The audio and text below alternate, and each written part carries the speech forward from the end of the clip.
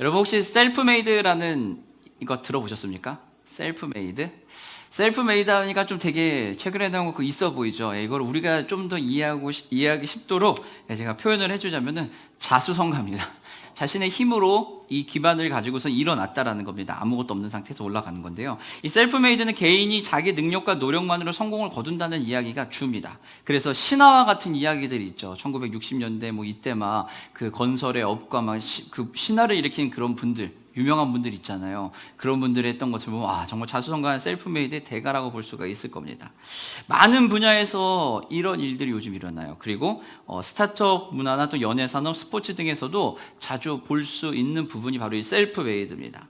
예를 들어서 일론 머스크라고 하는 테슬라의 우리 CEO인 일론 머스크를 보면은 자신이 창업한 여러 회사를 통해서 혁신적인 발전을 이루어냈다고 평가를 받고 있죠. 그러면은 우리가 테슬라와 같은 그런 스페이스X라든지 뭐 테슬라 같은 그런 회사들을 놓고 보면은 일론 머스크만 막 이렇게 부각이 돼요. 그 대단하다라고 생각을 하는데, 근데 그의 성공 이야기가 대부분의 사람들이 단순히 개인의 능력과 노력으로만 생각을 하면은 안 된다는 겁니다.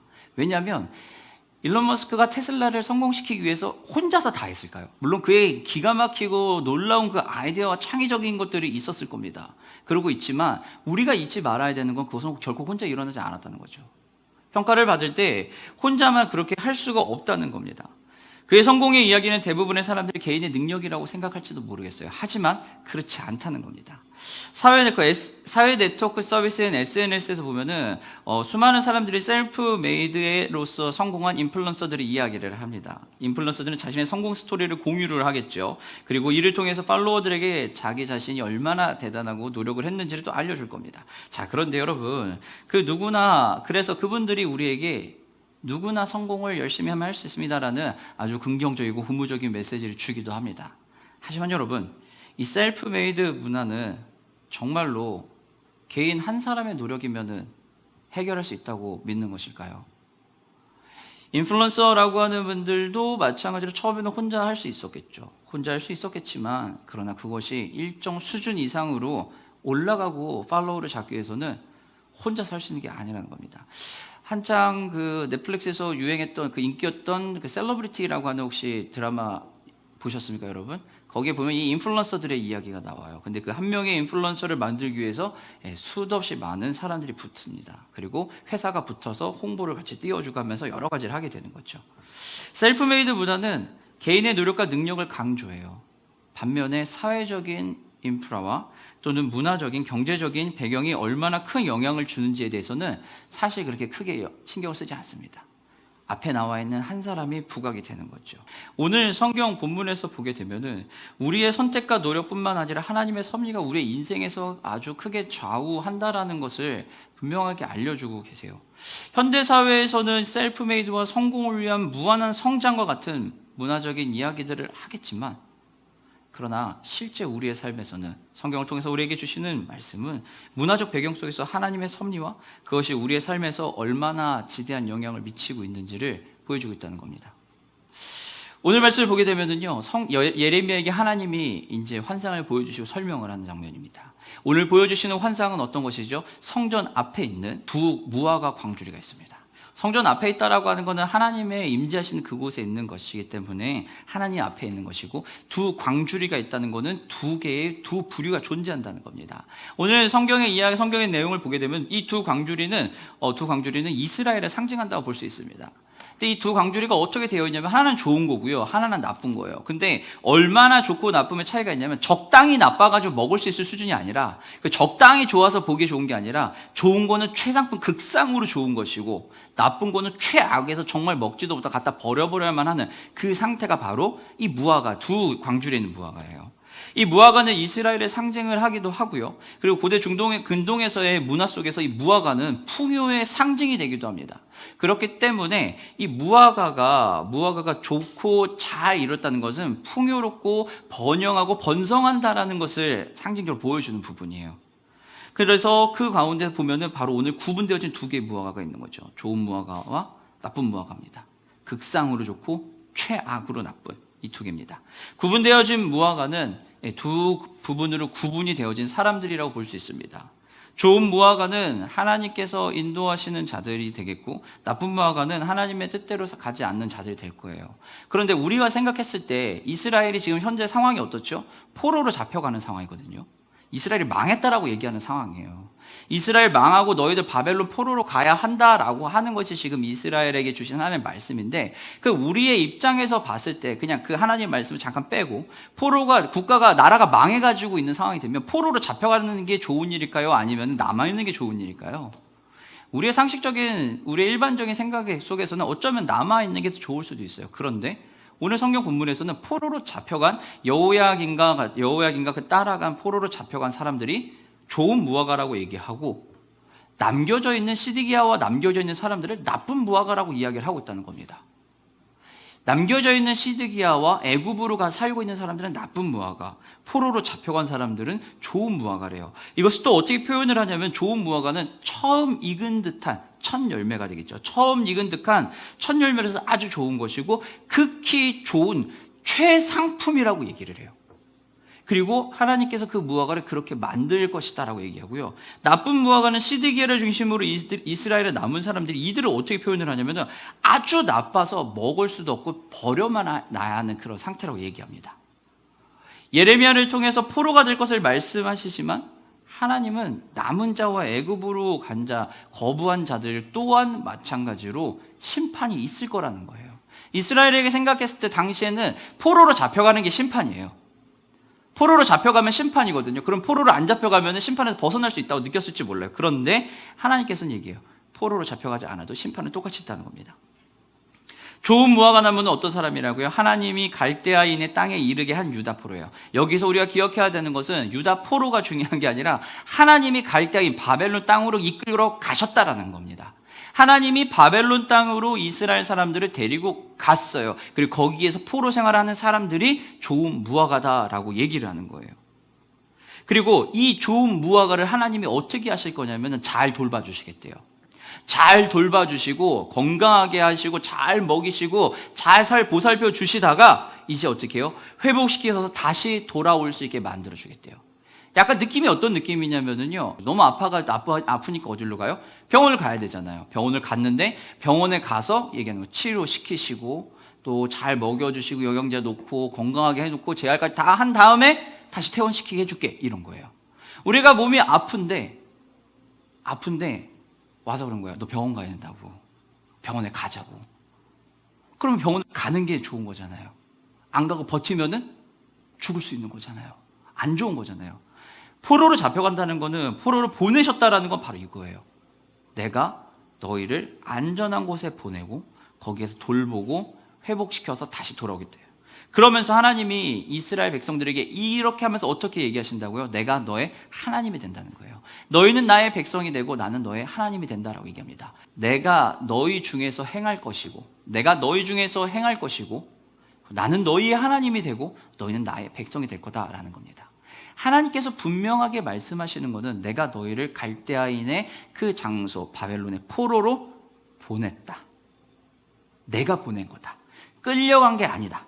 내가 보낸 거다라는 겁니다. 포로된 자들은 하나님의 손에 자신의 인생이 맡겨짐을 경험하게 되는 거예요. 그들이 대단한 믿음이 있어가지고 그러지? 아니요, 그렇지 않아요. 그렇게 보기에는 조금 애매합니다. 그렇게 믿음이 좋았으면 이렇게 망가지지도 않았을 거예요. 여호야김은 그 전전 때가 요아스 왕인데, 요아스가 이제 그 왕으로서 종교 개혁도 하고 있는데 그 다음부터 이제 문제가 생기게 돼요. 여호야김도 망하게 되고, 그리고 여호야긴이 오게 되고, 이러면서 이제 포로로 잡혀가는 그런 상황이 이르게 되는데요. 당시 이스라엘은 지금 어떤 정치적인 격변기에 있었냐면은, 아수르가 엄청나게 강력한 힘을 가지고서는 막 왕성하고 있다가, 이 아수르가 셀 때는 이스라엘이 아수르의 편에 붙어가지고 잘 이렇게 갔어요. 그러다 애굽이 힘이 강해지니까 이스라엘이 다시 이제 애굽에 붙어요. 이제 이집트 쪽에 붙게 됩니다. 친애굽 정책을 펼쳐요. 그러다가 바벨론이 세지니까 이제 어떻게 해요? 이제 친바벨론 정책을 쓰는 거예요. 그 사람들이 누구냐? 그 친바벨론 정책으로 붙은 사람이 누구냐? 바로 시드기야예요. 이 시드기야와 남은 자들이 친바벨론 정책으로 남아서 바벨론에 의해서 왕이 되는 게 바로 시드기야입니다. 자, 그러면은 이 시드기야는 바벨론의 힘에 의해서 왕이 됐으니까 당연히 친바벨론 정책을 써야 될 거예요. 맞죠? 그게 자기가 왕의 자리를 보존하기 위한 거예요. 근데 진짜 이 시드기야가 왕의 자리를 보존하고 싶으니까 무슨 일이 벌어졌냐면은 세계 정세를 이렇게 잘 살펴보는 거예요. 살펴보다 보니까 무슨 일이 벌어졌냐면은 이 바벨론이 엄청 셌는데 애굽을 공격하다가 애굽한테 조금 밀리는 모습이 보이는 거죠. 자, 그러면 이 시드기야는 어떻게 할까요? 그래서 끝까지 신의를 지키며 자신을 왕으로 세워진 그 바벨론을 믿고 갈까요? 아니요. 시드기야와 사람들은 바벨론을 믿지 않고 그 자리에서 친애굽 정책으로 돌변합니다. 친애굽 정책으로 돌변함으로 인해서 그것 때문에 이스라엘이 바벨론에 완전히 남유다가 망하게 되는 일이 벌어지게 돼요.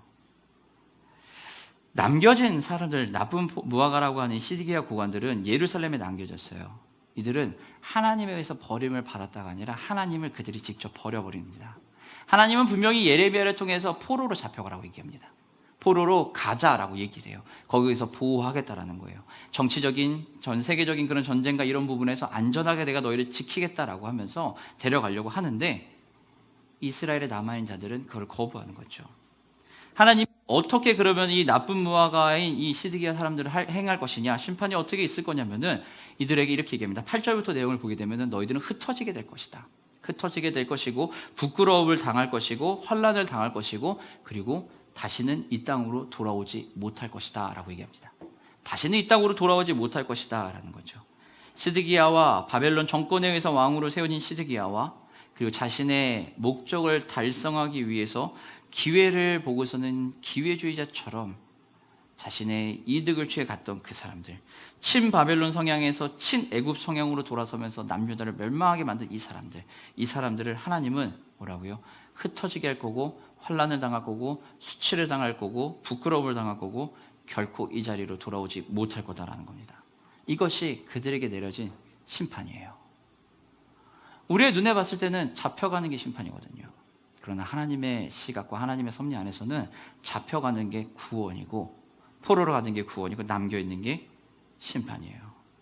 하나님은 좋은 무화과와 나쁜 무화과를 구분을 하세요. 그리고 이것은 하나님이 선택하시는 겁니다. 인간인 우리가 아무리 그것에 대해서 왈가왈부해도 이건 하나님의 영역이에요. 심판을 하시는 분도 회복을 하시는 분도 하나님이 하시는 분이에요. 그렇기 때문에 하나님의 섭리 안에서 우리는 그 판단을 믿고 걸어가는 겁니다.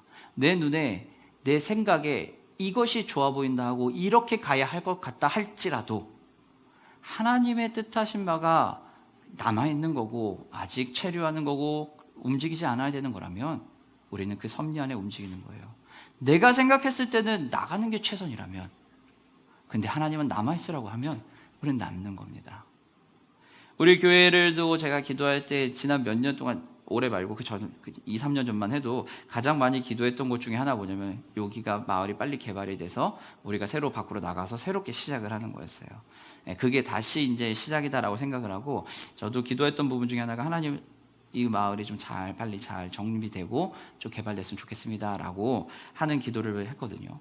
근데 이번에 이제 여름에 이제 미국에 이제 교회들 탐방을 하고 거기 있는 목사님들 대화하고 하면서 느낀 게 뭐냐면 그리고 오늘 본문을 통해서 느낀 거는 뭐냐면 하나님께서 정말 우리 교회가 이곳을 떠나서 나가는 걸 지금 이 시간에 이 타이밍에 원하시냐는 거예요. 저는 원했거든요. 저는 원했어요. 솔직하게 얘기해서 저는 여기에서 뭘 할 자신이 없었어요. 그래서 저는 나가고 싶었어요. 나가는 게 저에게는 지상 최대의 과제였습니다. 그런데 기도하면서 그리고 하나님께 기도하면서 다른 분들과 대화하고 하나님 메시지 귀를 기울이면서 들리는 마음은 제 마음에 들리는 하나님의 소리는 나가는 것이 꼭 필요하냐라는 거예요. 지금 이 순간 언젠간 나가겠죠. 그거를 부인하진 않아요. 근데 하나님께서 하신 말씀이에요. 지금 당장 꼭 나가야만 하는 거냐라는 겁니다. 무엇을 위해서 당장 나가야 하느냐라는 거예요. 하나님의 영광을 위해서 하나님의 교회라고 하는 그곳이 나를 위해서 하는 것이냐 아니면 너의 편리함을 위해서 나가야 하느냐라는 거죠. 대답을 잘 못하겠더라고요. 저는 솔직히 대답을 잘 못하겠더라고요. 여전히 제 마음은 조금 더 좋은 환경으로 가고 무리 환경도 진짜 지극히 좋거든요. 그래 조금 더 우리가 성장할 수 있는 환경으로 가고 조금 더 많은 걸 할 수 있는 좀 편안하게 지낼 수 있는 곳으로 가고 싶다는 마음이 컸어요. 그러다 보니 제 안에는 어떤 기도만 있냐면 교회를 향한 기도는 계속 떠나야 한다예요. 계속 떠나야 한다. 근데 이번 7월달, 8월달부터 깊은 기도를 하면서 교회를 위해 기도할 때 제가 잊어버리고 있던 기도 제목이 하나 있더라고요. 그게 뭐였냐면은 오늘 이번 주 내내 기도하면서 제일 많이 했던 기도고요. 하나님 우리 교회에 부흥을 품고 기도하게 하여 주시옵소서라고요. 이 자리에서 하나님의 부흥을 경험하게 하여 주시옵소서라고 기도하기 시작했습니다. 하나님께서 섭리 안에서 우리에게 뜻을 주시면은 우리는 그 자리에서 걸어갈 수 있어요. 하나님의 섭리는 그런 곳이에요. 내 생각에는, 저의 생각에는 교회는 이동을 해야 됩니다. 로케이션이 일단 안 좋잖아요. 사업적으로 놓고만 보자고요. 이 자리가 과연 사업성이 있는 로케이션이냐고요. 절대 아니에요. 일단 길도 정비가 안 되고 안쪽에 들어오면 괜찮아요. 요 앞에 라인에 이렇게 오면은 한적하고 고즈넉한 거 괜찮습니다. 근데 문제는 여기까지 들어오는 그 진입로를 한번 생각해 보자고요. 절대 여기는 사업성 좋은 자리가 아니에요. 교회적으로만 놓고 봐도 접근하기가 용이하지가 못해요. 들어오려면 무조건 이쪽으로만 돌아서 들어와야 되잖아요. 이쪽 일동탄에서 이렇게 들어오는 나르구 쪽에 들어오는 길이 훨씬 가깝고 편안하고 좋은데 도로가 안 뚫렸잖아요, 거기는. 그래서 걸어오는 거 외엔 답이 없어요. 내비를 켜도 어디로 와요? 이렇게 크게 돌아온다고요. 근데 들어오는데 처음 오시는 분들은 전부 다 어때요? 평균적으로 대부분의 분들이 처음 들어오시면 3번 정도 길을 잘못 듭니다. 첫 번째는 어디냐면은 입구에 들어오면서 버스 정류장을 끼고 일정 한 번 들어갔다가 나오고요. 두 번째는 다시 잘 들어오면은 들어와서 전봇대를 기준으로 놓고 오른쪽으로 와야 우리 교회잖아요. 왼쪽으로 일단 한 번 들어갔다 다시 나오고 그리고 나서 오른쪽으로. 제가 그렇게 들어왔거든요. 처음 올 때. 다 그렇게 실수합니다. 그리고 가끔 내비가 미쳐가지고 어떻게 오냐면은 일로 들어와야 되는데 뒤로 해서 크게 들어와요. 저 뒤쪽에 좁은 길로. 그럼 사람들이 전화합니다. 청소년 센터에 올 때 이제 부모님들이 가끔 데려다 주는데 전화해요. 선생님 지금 가고 있는데 여기가 도대체 어딜까요? 물어보는 거예요. 그럼 제가 묻죠. 그렇게 얘기하면 제가 어떻게 할까요? 위치를 알려주시죠. 그러면은 이상한 어디 조그만 새길로 가 있대요. 그래서 뭐가 보이냐고 하면 전방에 요양원이 보인대. 그럼 좀 더 깊숙이 들어오시면 된다고 하는데 내비가 뒷길을 알려주더라고요. 그래서 여러 가지 어려움이 있어요. 여러 상황을 놓고 보면 절대 이 자리는 위치가 좋지는 않습니다. 여러 가지 놓고 보면 그런 사업성과 이런 걸 놓고 보면 좋은 자리는 아니에요. 그럼 우리가 그 생각에 우리도 똑같이 그렇게 잡히게 되면은요, 교회 부흥도 위치에 따라 달라져요. 그럼 우리가 꿈꾸는 거죠. 우리는 위치가 나쁘기 때문에 부흥하지 못해. 그럼 어떻게 해요? 위치가 좋은 데로 가야 된다요. 그러니 부흥을 위해서 이동을 해야 된다 이 생각이 드는 거죠. 그러면 그 부흥은 이동해서 하는 부흥입니까? 아니면 하나님의 섭리 안에서 하는 부흥입니까? 물론 하나님의 섭리 안에서 부흥을 하게 되는 거예요. 그러나 우리 마음속에서 그 얘기부터 나올 거예요. 맞아, 봐봐, 이동하니까 되잖아. 이건 더 이상 하나님의 섭리가 아니에요. 내 뜻이에요. 하나님께서 오늘 남겨진 자와 포로로 잡혀간 자들에게 이렇게 얘기하시는 거예요. 남겨지면 좋은 것 같아요. 근데 아니라는 겁니다. 좋은 무화과와 나쁜 무화과를 구분하는 것은 하나님의 선택이시고 심판과 회복은 하나님의 섭리 안에 있는 거예요. 그리고 하나님은 하나님의 백성들을 그 섭리 안에서 인도하시고 이끌어 가시겠다는 겁니다. 하나님께서 우리에게 하시는 말씀은 뭐예요? 내가 너희를 불렀으면 내가 너희를 영화롭게 할 것이고 내가 너희를 의롭게 할 것이고 내가 너희를 안전하게 인도해 주시겠다는 겁니다. 그리고 그렇게 부른 자들을 하나님이 어떻게 해요? 미리 정해 놓으셨다는 거예요. 좋은 무화과, 나쁜 무화과는요, 인간인 우리가 직면하고 마주하게 될 두 가지 길이에요. 내 눈에 보기에 좋은 길, 하나님이 말씀하시는 좋은 길이에요. 내 눈에 보기에는 세상 사람들 누가 얘기해도 이익이 될 것 같은 그 길이에요. 그 길로 가고 싶어요. 세상 사람은 전부 그렇게 얘기해요. 그럼 그 길로 가야 될 것 같아요. 그런데 하나님은 기도하는데 기도할 때마다 또는 하나님 말씀에서 우리에게 얘기하시는 거예요. 그 길이 아니라 이 길이다라는 겁니다. 이 길이다라고 얘기했을 때 과연 우리가 어떻게 하는 거죠? 어떻게 하겠냐는 겁니다. 우리가 인생을 살아가면서 선택하지 않는 순간이 있을까요? 우리는 모든 순간 선택을 합니다. 지금 이 순간도 매 순간마다 여러분 선택을 하세요. 어떤 선택을 하시는지 아세요? 좋을 것이냐 말 것이냐, 쓸 것이냐 말 것이냐, 들을 것이냐 말 것이냐, 시간을 볼 것이냐 말 것이냐와 같은 여러 가지 자질구레한 선택들을 계속하게 돼요. 우리의 삶은 선택으로 시작해 선택으로 끝나게 됩니다. 선택은 그리고 그 선택은 우리가 누구인지 어디로 가는지를 결정할 수 있는 것이 바로 이 선택이에요. 리스크 분석가라고 하는 나심 탈렙이라고 하는 분이 계시다고 합니다. 이분이 투자 전략가 마이클 바우신과 경제학자 로버트 프랭크라고 하는 분과 연구를 통해서 한 것이 있는데, 저서에서 금융거래, 비즈니스, 스포츠, 예술, 음악, 문화, 과학 등 여러 분야에서 운이라고 하는 것과 기회라고 하는 것이 우리한테 어떻게 작동하는지에 대해서 연구를 해봤대요. 근데 생각보다 훨씬 더 많은 부분에서 운과 기회라고 하는 게 영향을 준다는 거예요. 사실 이거는 이분들뿐만 아니라 다른 책에도 많이 나오고 여러 가지 책들에서도 쓰게 돼요. 그래서 이분들이 하신 얘기는 뭐냐면, 우리가 우리의 힘으로만 성공했다라고 생각을 하는데 그게 아니라는 거예요. 우리는 운이 우리에게 작용을 했다는 거죠. 그러니 감사한 마음으로 살라고 얘기를 해요. 우리식으로 표현을 해보면 운이 작용한 게 아니라 은혜가 작용을 한 거예요. 하나님의 섭리와 하나님의 은혜가 작용을 한 거죠. 그러니 우리는 어떻게 해요? 감사하는 마음으로 하나님의 즐거움을 살아가는 거예요. 운이 전부는 아니고 물론 재능과 여러 가지도 필요해요. 필요하지만 은혜야만 있다고 해서 우리가 아무것도 안 한다고 되지는 않아요. 우리의 노력도 해야 되고 해야 돼요. 하지만 성공을 결정하는 요인을 이해하는 데 있어서 세상 사람들의 말로 하면 운과 기회가 필요한 거고, 우리에게 봐서는 하나님의 은혜 없이는 이루어질 수 없다라는 겁니다. 미국에서 굉장히 유명했던 그 비디오 대여 업체가 있습니다. 블록버스터라는 곳이 있었습니다. 굉장히 컸어요. 굉장히 크고, 블록버스터면은 매장도 크고 전국에, 미국의 전역에 널려 있는 매장이 바로 블록버스터였습니다. 비디오를 렌탈을 해주고, 그리고 이제 DVD가 나오면서 DVD 렌탈까지도 해주던 업체예요.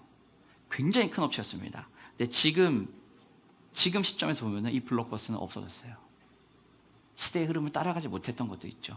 변화와 혁신이라고 하는 것을 받아들여 성공을 하기 위해서는 미래에 대한 통찰이 있어야 되고 시류를 따라가기도 해야 됩니다. 하지만 그 변화를 거부해버리면 어떻게 될까요? 못 따라가고 실패하게 돼요.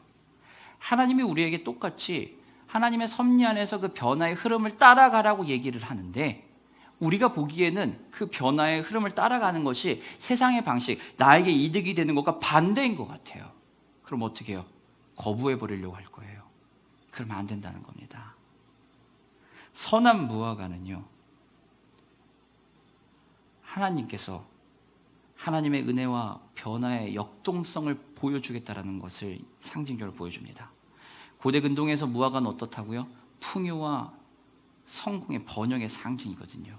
좋은 무화과라고 하는 것은 번영했고 풍요롭다는 겁니다. 그렇기 때문에 포로로 잡혀간 사람들을, 포로로 보내진 사람들이 선한 무화과, 좋은 무화과라면 이 사람들은 성공한 인생을 살아가고 있다는 겁니다.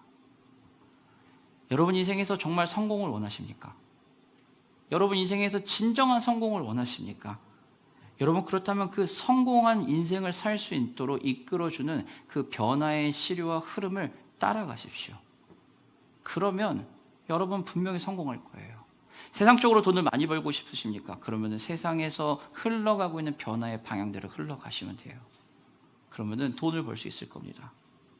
그런데 그 돈을 버는 것이 성공한 인생이냐라고 물어보면 사실 그건 알 수가 없어요. 성공한 인생은 내가 처한 어려움 속에서도 하나님의 인도하신가, 보호하신가, 그리고 회복하는 삶을 살아가는 것이 진짜 성공한 인생입니다. 돈 많으면 좋죠. 명예가 있으면 좋죠. 그것을 부인하거나 그게 쓸모없다고 이야기한 게 아니에요. 그것이 성공의 인생을 대표하진 않는다는 겁니다. 하나님의 은혜 안에 하나님의 섭리를 누리며 살아가는 자, 그 자가 성공한 자예요. 성경에 이런 사람이 한 명 있죠. 창세기 6장에 보면 누가 나오죠? 노아가 나옵니다. 노아는 어떤 사람이었습니까? 6장 8절에 보면은 노아에 대해서 이렇게 얘기해요. 그런데 노아는 하나님의 은혜를 입은 자더라 라고 얘기합니다. 6장에 보면 1절부터 7절까지 쭉 그 시대가 나와요. 근데 그 시대가 어떠냐면 정말 패역한 그 시대였습니다. 정도가 지나치다. 야, 이런 식으로는 더 이상 갈 수 없다라고 판단을 하셨어요, 하나님이. 그래서 노아에게 뭐라고 얘기하죠? 이 세계를 망같은 홍수로 심판하겠다라고 합니다. 하나님이 괴로워하신다고 얘기해요. 진짜 하나님이 감정이 있어서 괴로워하신 거 아닌데 그만큼 그 상황이 안 좋다는 거예요. 어느 정도로 안 좋냐면은 사람들이, 그 당시에 사람들이 어떠냐면 죄를 짓고도 죄 지은 줄 몰라요. 그리고 오늘 죄를 짓고 밤이 되면 내일 무슨 죄를 지을까 고민하는 시절이었습니다. 어떻게 하면 나의 유익을 위해서, 어떻게 하면 더 재미난 것을 하면서 죄를 지을까? 그리고 죄를 짓고 죄를 계획하고 또 죄를 실천하는 사람들, 그들이 바로 당시 노아가 살던 시대의 사람들이에요. 그런 과정 속에서 그런데 하나님이 노아를 표현하면서 얘기해요. 그러나 노아는 하나님 앞에 은혜를 입은 자더라 라고 얘기합니다. 모든 사람이 죄를 짓고 있는, 죄를 의도적으로 짓고 있는 상황 속에서 노아 한 사람만 하나님의 은혜 안에 있었다라는 거예요. 이 노아에게 하나님이 방주를 지으라고 하죠. 방주가 얼마나 큰지는 대충 사진과 여러 걸 봐서 아실 거예요. 이거는 정말 말이 안 돼요. 말이 안 될 정도로 거대한 방주를 지으라고 해요.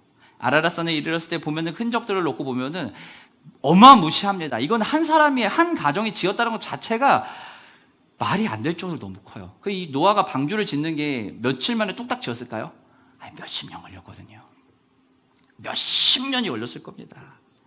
하나님은 노아에게 방주를 지으라고 얘기를 했어요. 근데 하나님, 노아가 생각했을 때 금방 끝나려나 하고 했는데 메시지가 주고 디렉션을 딱 보니까 이게 어때요? 이게 하루 이틀 끝날 일이 아닌 거예요. 그럼에도 불구하고 하나님의 은혜 안에 있는 노아는 어떻게 해요? 그걸 따라가기 시작하죠. 주변에 있는 사람들이 노아를 지나가면서 뭐라 그랬을까요? 이런 멍청한 놈을 봤나? 무슨 비가 온다고, 무슨 홍수가 온다고 너 방주를 짓고 있냐고. 야, 그리고 너네 가족 들어갈 방주 짓는데 뭐 이렇게 크게 짓냐고 하면서 되게 비웃었을 거예요. 세상이 말하는 방식하고는 전혀 맞지 않는 방식이에요. 그 시간에 일을 하고 돈을 모으고 아끼면 더 잘 살 수 있고 더 좋은 곳에 가면 더 잘 살 수 있겠다라는 생각이 들 정도로 노아가 살던 그 시대에 노아가 방주를 짓는 행위는 정말 있을 수 없는 시간이었다는 겁니다. 근데 하나님께 은혜를 입은 노아는 그 일을 따라요. 노아에 대해서 하나님이 어떻게 표현을 하시죠? 그 본문을 보게 되면, 그 창세기 6장에 보게 되면 노아를 여호와의 은혜 입은 자라 그러고 의인이라 그러고 당대의 완전한 자라고 얘기해요. 그리고 또 한 가지 없습니다. 하나님과 동행한 사람이다라고 얘기합니다. 하나님과 동행한 사람. 그렇기 때문에 노아는 그 시대에 아무리 땅이 부패하고 땅에 사는 모든 사람들의 삶이 망가졌다 할지라도 하나님을 따라갈 수 있었어요. 흑암과 같은 하나님의 삶, 하나님의 나라에서 흑암과 같은 것, 희망이 보이지 않는 그 순간에 단 하나의 희망의 빛이 비추는 게 그게 바로 누구예요? 바로 노아예요. 사막이나 어디 산에서 길을 잃어버린 우리는 어디를 보고 갑니까? 밝은 빛을 보고 따라가겠죠. 북극성을 보고 북쪽을 향해서 올라갈 겁니다. 왜요? 그러면 길을 찾을 수 있으니까요. 어둠의 그 터널과 같은 곳에서 우리를 이끌어 주시는, 어둠의 그 순간에 그 시대를 이끌었던 사람이 바로 노아예요. 그 노아와 똑같은 모든 것이 부패하고 희망도 보이지 않는 것 같은 시대 속에 은혜 입은 자를 세우신 여호와께서 은혜 입은 노아보다 더 확실한 은혜 입은 사람을, 어둠의 시간을 밝게 비춰주실 예수 그리스도를 우리에게 보내주셨다는 겁니다. 그러니 우리는 그 예수님 보고 걸어가는 거예요. 예수님이 어둠과 아픔의 시간에 우리에게 오셔서 우리를 회복해 주실 거라고 하나님은 분명하게 말씀을 하시고, 그리고 예수님이 직접 친히 오셔서 이곳에서 우리를 살리신 거예요. 심판이 사람들을 죽게 하는 게 절대 아니에요, 여러분. 죄가 사람을 죽게 하는 겁니다. 병원에 가는 행위가 죽는 행위가 아니에요. 질병이 죽게 하는 거죠. 병원 가는 게 죽는 게 아니잖아요. 심판이라고 여겨졌던 포로로 가는 것이 죽게 하는 게 아니라 죄가 죽게 하는 거예요. 죄가 우리의 삶을 멸망시키는 것이고 죄의 죽음에서 건지시고 길을 내주시고 우리를 구원하시겠다는 분이 바로 하나님이세요. 자신의 선택이 중요하고 자기가 원하는 것이 중요하다고 말하는 이 시대에 우리는 지금 살고 있습니다. 아이들에게 꿈을 이야기하고 꿈을 심어주고 비전을 줄 때도 뭐라고 얘기해요? 너희들이 좋아하는 것이 무엇이니? 너희가 하고 싶은 것이 무엇이니? 진짜 너희들이 꿈꾸는 것이 무엇이니라고 물어봐요. 그러면서 그들에게 너희가 하고 싶은 거를 하라고요. 그리고 그것에 집중하라고. 다른 사람 신경 쓰지 말고 너에 집중해서 하라고 얘기를 합니다. 교회에서는 그렇게 얘기하지 않지만 세상이 그렇게 얘기를 해요. 우리가 살고 있는 이 시대는요, 내가 제일 중요하거든요. 나를 위한 삶, 나의 즐거움을 위한 삶이에요. 악한 영 사탄은요, 우리가 이 생각에서 벗어나는 걸 싫어해요. 왠지 아세요? 우리가 이 생각을 벗어나는 순간 우리는 남을 생각하게 되거든요. 함께 배려하는 삶을 살게 되거든요. 공정한 것이 무엇인지 고민하게 되거든요. 가치라고 하는 것이 어떤 것인지 알게 하거든요. 그런데 우리가 나라고 하는 것에 집중하면 집중할수록 우리는 이 상황에서 회개하지 않게 되겠고, 하나님의 아름다운 세상 원칙대로 가는 게 아니라 내가 원하는 세상을 만들고 싶고 나의 삶을 만드는 거죠. 자기 중심적인 삶을 살게 되는 거예요. 그리고 사탄은 계속해서 자기 중심적 사고의 삶에 머무를 것을 우리에게 요구하는 거죠. 세상 문화 속에 만족하며 살라는 거예요. 공정, 가치, 소중하다는, 소통하는 거, 공감하는 거 다 필요 없다고. 오직 너의 만족을 위해 살라고 우리에게 계속 얘기하겠죠. 세상과 그렇게 되면 동화되겠죠. 세상과 동화되면 우리의 삶에는 복음은 더 이상 작동하지 않을 거예요. 사랑하는 성도 여러분, 은혜 입은 자는요 다른 사람이 아닙니다. 구원받은 자, 하나님의 선택받은 좋은 무화과는 다른 사람이 아니에요. 하나님의 섭리 가운데 살아가는 자들입니다.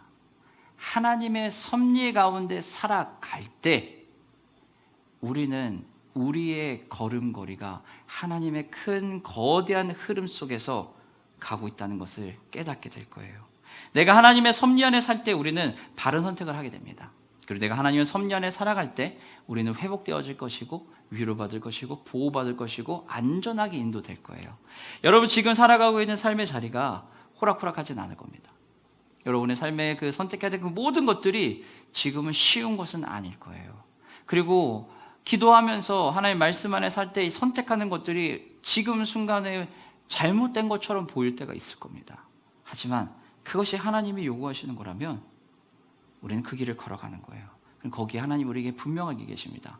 노아처럼 이 어둠의 시간에 너에게 빛이 되게 하겠다라는 겁니다. 한 가지도 선택하지 않으면 살 수 없는 우리의 삶의 바른 선택은, 완벽한 선택은 바로 하나님의 그 섭리 안에서 하는 선택입니다. 하나님의 인도하심의 그 자리를 우린 그래 소중하게 여겨야 돼요. 하나님의 인도하시는 그 자리가 어딜까요? 내가 개인적으로 하나님을 만나는 그 친밀한 그 교제의 자리예요. 내가 그 친밀한 그 교제의 자리를 더 아끼고 더 소중하게 여기고 하나님과 교제하는 시간을 가져야 돼요. 예배의 자리, 그래서 더 중요한 겁니다. 기도의 자리, 그래서 소중한 거예요. 개인 경건의 자리, 그래서 소중한 겁니다. 그리고 또 하나, 여러분이 지금 살고 있는 바로 삶의 그 자리, 그 자리가 그래서 소중한 겁니다. 지금 있는 이 자리에서 우리 학생들은 공부하는 그 학생의 그 자리가 하나님과 대화하는 가장 최적의 자리니까 믿는 거예요. 일터에 있는 우리들은 일터 가운데서 하나님을 만나기 가장 좋기 때문에 그 자리에서 하나님의 뜻 가운데 살아가는 겁니다. 우리 교제하고 있는 관계에 있는 친구들은 그 교제 속에서 연인 관계 사이에서 하나님의 사랑을, 하나님과의 그 교제를 더 풍부하게 풍요롭게 느낄 수 있기 때문에 그 자리에 있는 거예요. 여러분이 있는 그 삶의 자리를 소중하게 여기세요. 하루하루를 살아가는 그 삶의 자리가 하나님의 은혜에 있는 자리입니다. 여러분이 그 삶의 그 자리에서 하나님을 만나세요. 나의 하나님을 만나는 것이 소중하고 귀한 것임을 안다면 내가 그 하나님과 친밀한 교제하는 그 자리를 더 사모해야 됩니다. 예배의 자리, 기도의 자리, 개인 경건의 자리, 그리고 내가 살아가는 그 삶의 자리, 하루하루를 소중하게 내가 하나님의 은혜를 입으며 살아간다면 우린 저 천국에서 저 먼 미래에 우리가 누려야 하는 그 하나님 나라를 이 자리에서 누리게 되는 겁니다. 내가 오늘 하나님 나라를 누리면 우린 저 미래에서 하나님 나라를 누리고 있을 거예요. 내가 오늘 하나님 나라를 못 누리면 우리는 저 먼 미래에서 하나님 나라를 누린다? 상상할 수 없습니다. 제가 아이들에게, 교육 오는 아이들에게 얘기해요. 네가 오늘 하루를 잘 살면 10년 뒤에 너는 잘 살고 있을 거라고요. 오늘이 없으면 10년 뒤의 미래는 존재하지 않는다고요. 사랑하는 성도 여러분, 내가 오늘 하나님의 은혜 안에 없으면 미래의 내 모습에는 하나님의 은혜가 없습니다. 내가 은혜를 누리며 살아가야 돼요. 그 은혜의 자리를 여러분 사모하셔야 돼요. 하나님 앞에 나오는 그 시간들 우리 마음속에 계속해서 올라요. 아, 조금만 늦게 갈까? 조금 다른 거 하고 갈까? 이 시간 비니까 이 시간에 타이트하게 내가 딱 하고서는, 그리고 예배 한 5분쯤 늦으면은 정도 늦으니까 괜찮지 않을까? 아니요, 5분 일찍 오실 수 있도록 노력하세요. 그 자리가 하나님을 만나는 자리니까요. 여러분의 개인의 그 삶의 자리를 소중하게 여기세요. 암흑과 같은 그 세상 속에서 유일한 빛으로 인도해 주실 분은 바로 하나님이시고 그 하나님이 우리를 통해서 인도해 주실 거예요. 그러니 하나님은 우리를 절대로 내팽개치지 않으시고 내비두지 않으십니다. 안전하게 보호해 주시고 인도해 주시고 쓰러져 있으면 위로해 주시고 품어 주실 거예요. 그리고 손잡아 주시고 걸어가게 할 거라는 겁니다. 하나님의 인도하심은 우리를 그래서 어려운 가운데서도 안전하게 보호하시고 인도해 주십니다. 그 하나님의 섭리 안에서 여러분 삶을 선택하시고 그 길 따라가시기를 주님의 이름으로 축원합니다.